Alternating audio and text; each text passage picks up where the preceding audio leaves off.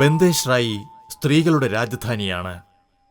ക്ഷേത്രങ്ങളുടെ മഹാകാനനമായ കംബോഡിയയിലെ അമൂല്യ രത്നമെന്ന കീർത്തി പേറുന്നു ബന്ദേശ്രായി. അങ്കോർവാട്ടിലെ മറ്റു ക്ഷേത്രങ്ങൾ മാനം മുട്ട നിൽക്കുമ്പോൾ മണ്ണിൽ പറ്റി നിൽക്കുന്ന ശില്പാരാമമാണ് ഇത്.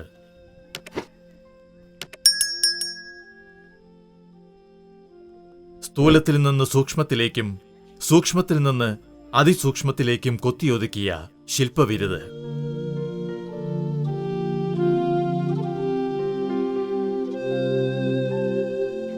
കംബോഡിയയിലെ അങ്കോർവാട്ട് ക്ഷേത്ര സമുച്ചയങ്ങളിൽ നിന്ന് 25 കിലോമീറ്റർ വടക്ക് കിഴക്കായുള്ള നോംദെയ് കുന്നുകൾക്കരികെയാണ് ബന്ദേശ്രായി. ബാഹുവലിപ്പം കൊണ്ട് കണ്ണിൽ തങ്ങുന്ന ക്ഷേത്രശില്പങ്ങളല്ല ഇവിടെയുള്ളത്. സൂക്ഷ്മാകാരമായി മെനഞ്ഞ അഴകിന്റെ വടിവുകൾ മനസ്സിലേക്ക് ആഴ്ന്നിറങ്ങുന്നവയാണ്.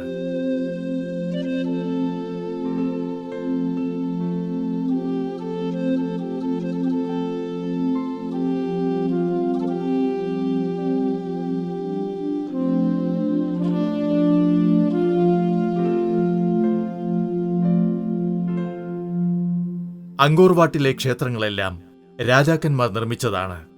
എന്നാൽ ബന്ദേശ്രായി രാജേന്ദ്രവർമ്മൻ രണ്ടാമന്റെ ഭൃത്യന്മാരായ വിഷ്ണുകുമാരനും യജ്ഞവരാഹനും ചേർന്നാണ് നിർമ്മിച്ചത്.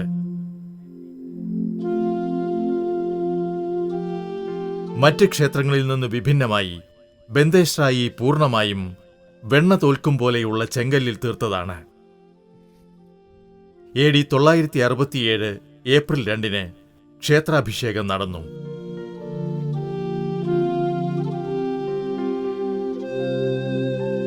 ത്രിഭുവന മഹേശ്വരമെന്നായിരുന്നു ക്ഷേത്രത്തിന്റെ ആദ്യനാമം.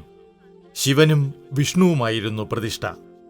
ക്ഷേത്രച്ചുവരുകളിലെ ശില്പശിലാപാളികൾ വിവിധ ദേവതകൾക്കായി സമർപ്പിച്ചിരിക്കുന്നു. അഴകിന്റെ അന്തർനഗരമായ ബന്ദേശ്രായി സ്ത്രീകളുടെ രാജധാനി എന്ന് വിശേഷിപ്പിച്ചിരിക്കുന്നത് ഇതിനാലാകാം.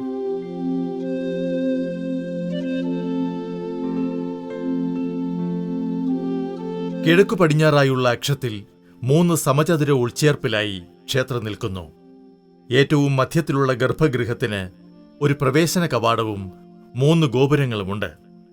ഏറ്റവും പുറത്തെ ഗോപുരം ക്ഷേത്രത്തിന് ചുറ്റുമുണ്ടായിരുന്ന പ്രാചീന നഗരമായ ഈശ്വരപുരവുമായുള്ള മതിൽക്കെട്ടായിരുന്നു. 3 തട്ടുകളിലായി ക്രമീകരിച്ചിരിക്കുന്ന ഉൾച്ചേർപ്പിൽ മഹാഭാരത കഥ ശില്പങ്ങളായി പുനരവതരിപ്പിച്ചിരിക്കുന്നു.